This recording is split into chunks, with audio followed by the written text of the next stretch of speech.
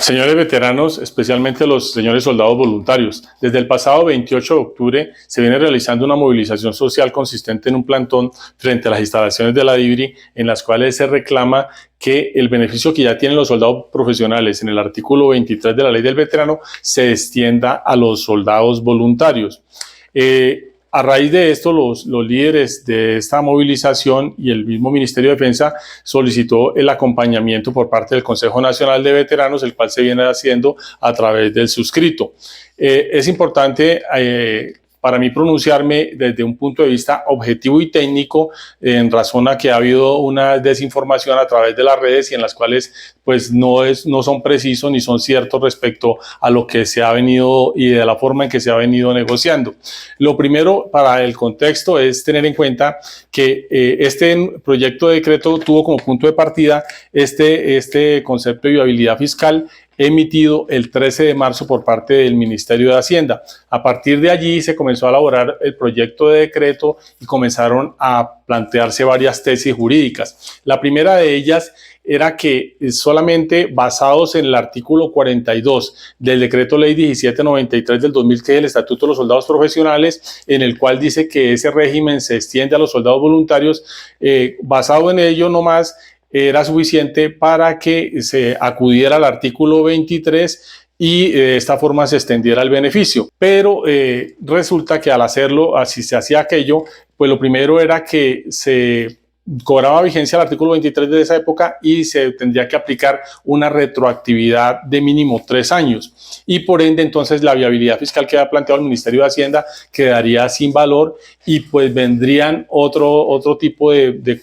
proceso en el cual prácticamente arrancaría de ceros. La segunda tesis era,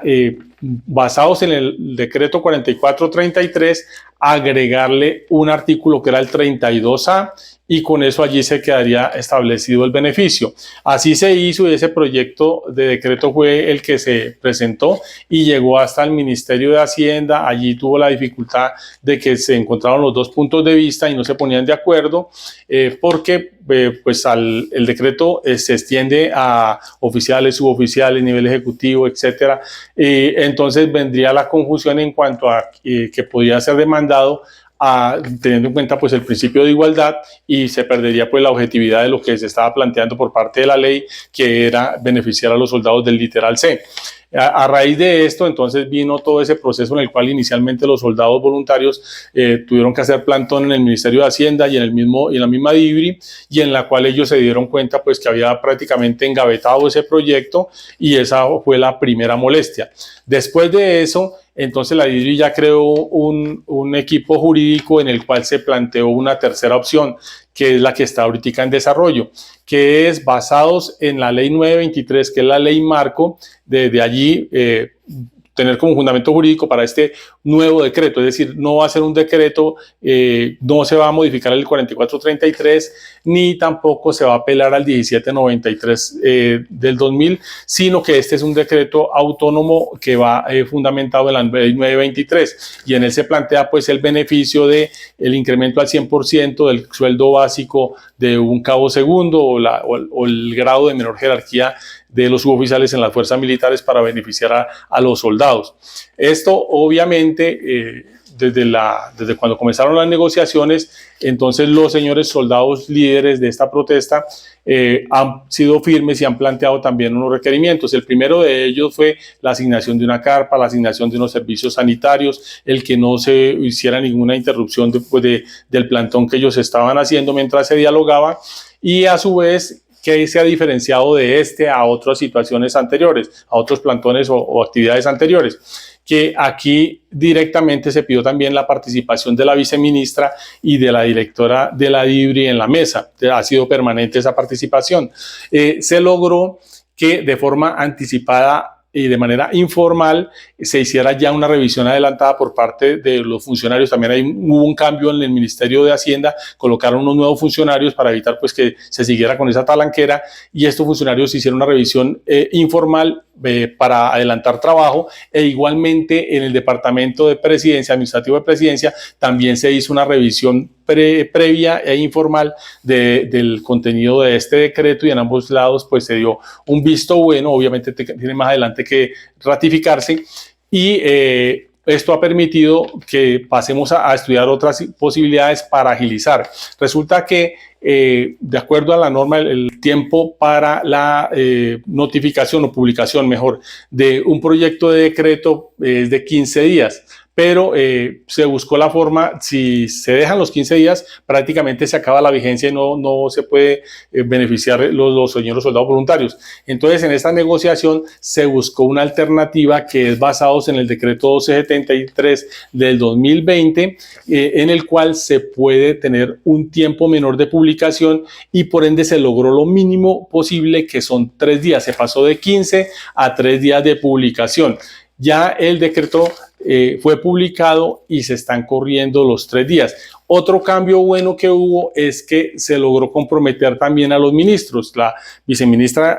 habló con el ministro de Defensa, y ya el diálogo es entre los dos ministros con el de Hacienda. Esto lo va a ratificar el ministro de Defensa el día del Congreso de Veteranos. Otra situación que se debe tener en cuenta es que hay una línea de tiempo. Y si bien van estos 3 días de publicación, se debe tener en cuenta que después de eso, si no hay observaciones, pasa al Ministerio de Hacienda. Allá es donde los soldados han dicho pues,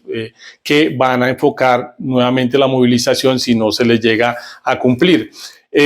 Después de ello va a Presidencia, y una vez publicado, una vez firmado por el presidente y publicado, entonces viene el proceso en el cual los señores soldados voluntarios tienen que, a través de un derecho de petición, solicitar ese beneficio a la DIVRI. Aquí hay un punto también que en la negociación es importante tener en cuenta, y es que a partir del momento en que sea publicado el decreto ya firmado con número de registro asignado, a partir de ahí tiene efectos jurídicos. Quiere decir que, independiente el tiempo que se demoren en presentar su derecho de petición y que les sea reconocido y modificado el acto administrativo de asignación de la pensión,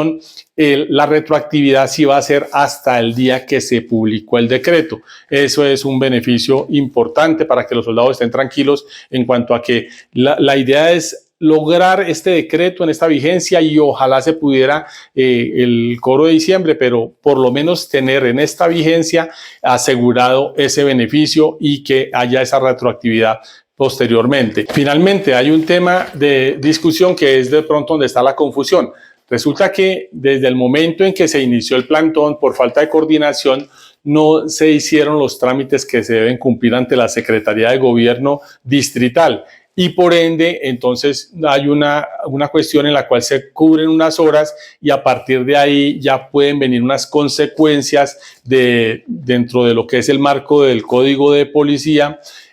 para los líderes de la protesta, porque tienen unas consecuencias que pueden ser de tipo monetario e incluso de tipo penal, y si llega a haber alguna situación en la cual resulte afectada alguna persona, que en algunos casos son personas vulnerables, también van a tener responsabilidad. Entonces, por ello, una vez se venció también el término del préstamo de la carpa, ellos decidieron reubicar el plantón, permanecer aquí pendientes para, mientras transcurre el tiempo del término de publicación, para tomar la decisión si hacen una movilización hacia el Ministerio de Hacienda en caso de que no le cumplan. Pero entonces había que resolver, repito, porque viene la cuestión del distrito, que es independiente del Ministerio de Defensa, y entonces al comunicarle a las personas que estaban allí, algunos no estuvieron de acuerdo, dicen que no se mueven. Entonces los líderes le pidieron que entonces quién de los que estaba ahí iba a asumir la vocería ante la Secretaría de Gobierno, es decir, quién asumía esa responsabilidad, y ninguno se hizo cargo. Y obviamente pues los líderes no pueden poner en riesgo su situación, una responsabilidad monetaria o una responsabilidad incluso penal, y por eso pues finalmente se va a reubicar la manifestación o el plantón. Yo les reitero que lo que han hecho estos 4 representantes de los soldados voluntarios ha sido dentro de la mayor interés que les veo, una firmeza,